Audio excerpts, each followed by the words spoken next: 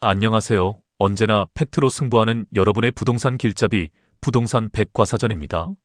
지난 시간 3기 신도시 1탄 하남 교사는 강남 접근성은 최고지만 3호선 연장 지연이라는 치명적인 리스크가 있었죠.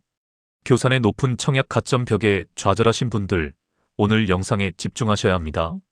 오늘 다룰 2탄의 주인공은 바로 고향 창릉 신도시입니다. 저희 채널에서 예전에 한번 분석해드린 적이 있습니다. 하지만 입주가 가시화되는 지금 상황이 많이 변했습니다.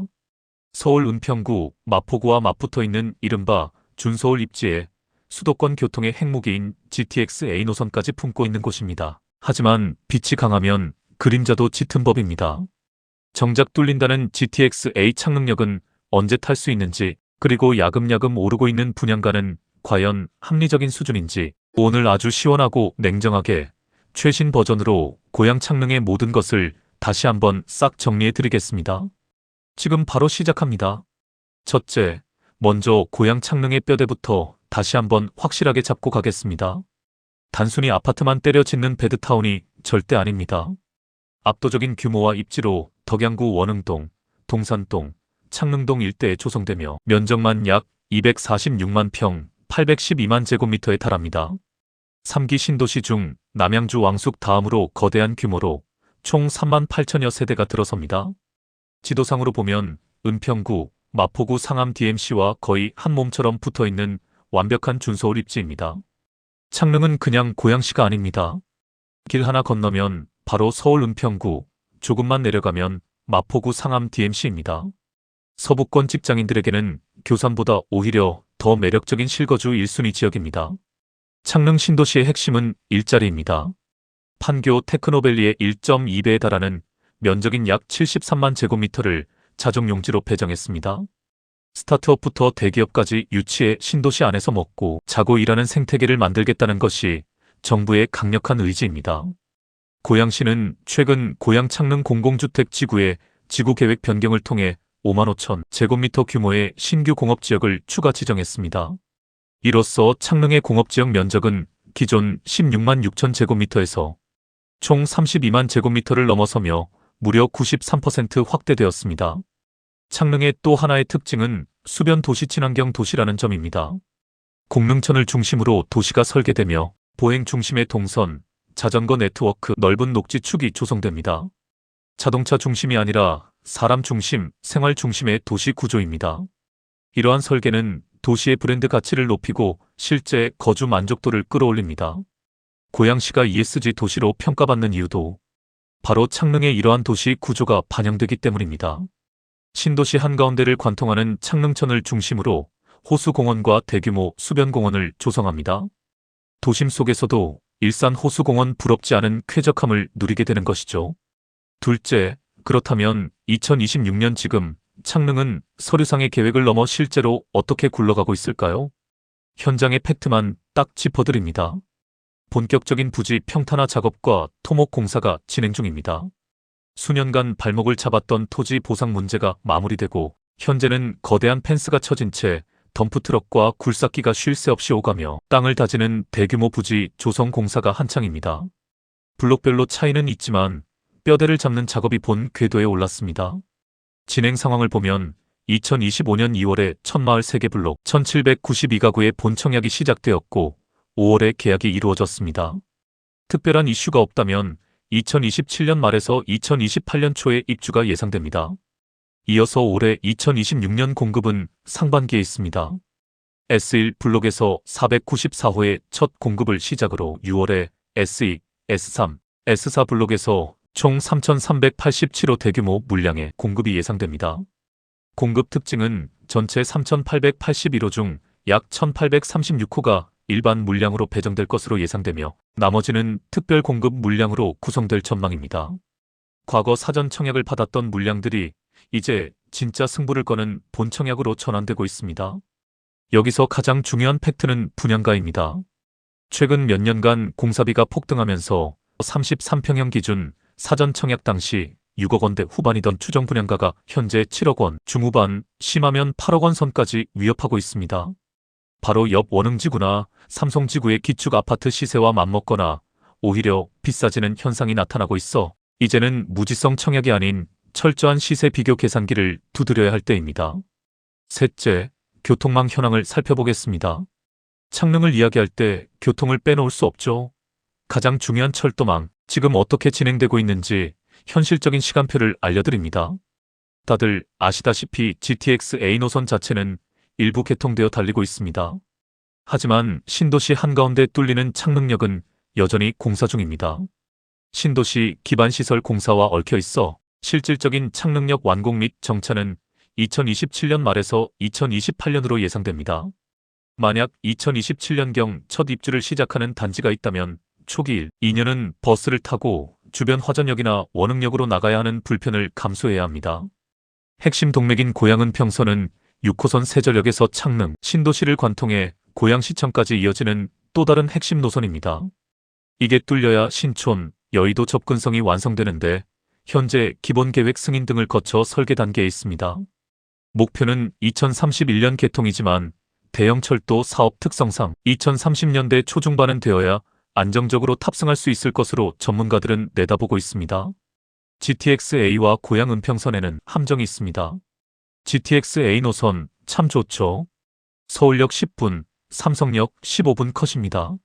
하지만 여기서 팩트체크를 해보면 GTX-A 전체 노선은 뚫리더라도 신도시 한가운데 지어지는 창릉역은 당장 이용할 수 없습니다. 신도시 부지 조성과 맞물려 있어 최소 2028년에서 2029년은 되어야 개통될 전망입니다. 초기 입주민들은 또 한 번 버스로 환승하는 고통을 감내해야 합니다. 정리하자면 창릉 신도시는 현재 거대한 땅 파기가 한창이며 분양가는 예전보다 무거워졌고 핵심 철도망은 첫 입주 시점과 약간의 시차가 발생할 수 있다는 것이 2026년 창릉의 냉정한 현실입니다. 넷째, 고양 창릉 신도시의 향후 전망에 대해 알아보겠습니다. 고양 창릉에 당첨되었다고 가정했을 때 향후 가치 변화를 현실적으로 그려보겠습니다. 입주 초기 2027년, 2028년경 첫 입주가 시작되면 동네는 온통 공사판일 겁니다. 핵심인 GTX-A 창릉역 개통 전이고 고양 은평선은 첫 3만 뜬 상태일 확률이 높습니다.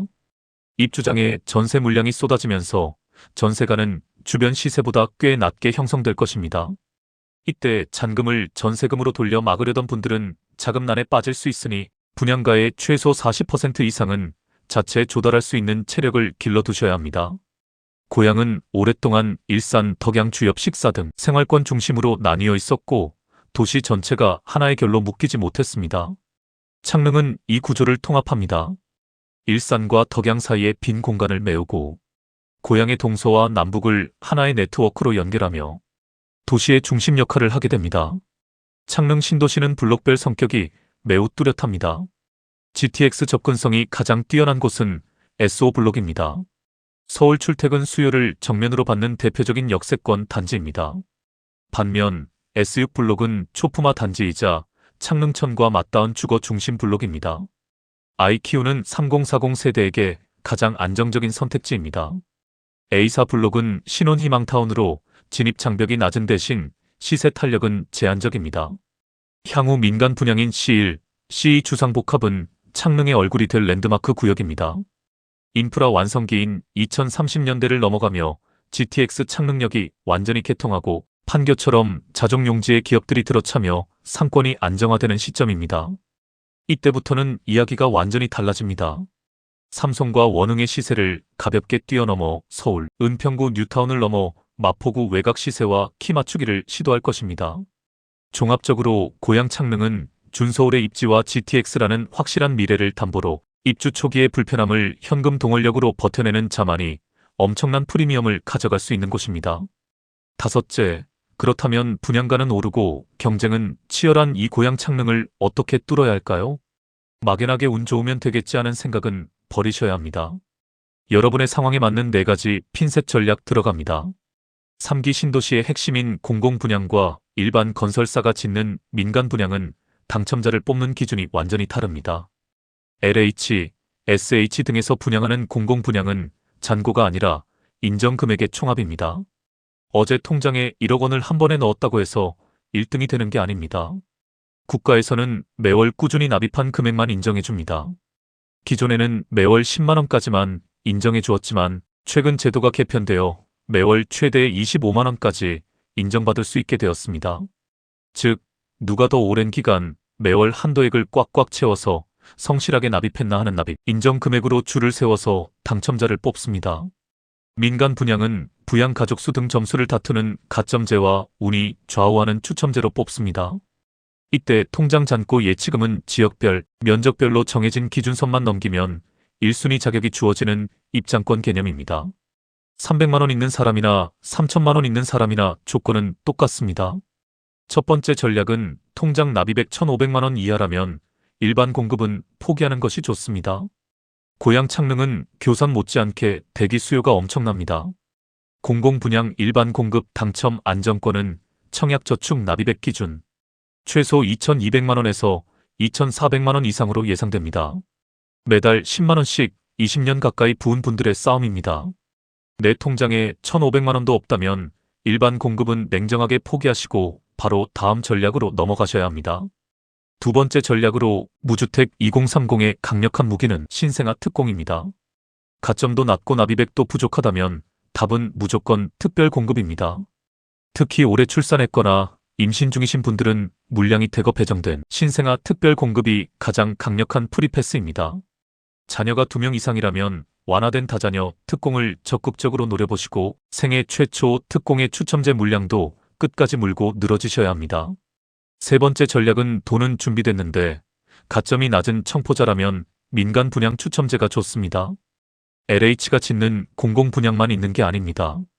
일반 건설사가 짓는 민간 분양 전용 85제곱미터 이상 물량에는 가점과 상관없이 운으로 뽑는 추첨제 물량이 섞여 있습니다.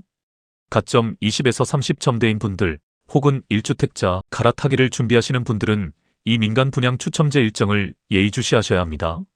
네 번째 전략은 주변 시세와의 냉정한 안전마진 계산입니다. 최근 창릉 분양가가 많이 올랐습니다. 84타입 34평 기준으로 7억 원 전후까지 이야기가 나오는데요. 바로 옆 완성된 인프라를 갖춘 삼성지구나 원흥지구의 신축급 기축 아파트 가격과 꼼꼼히 비교해 봐야 합니다.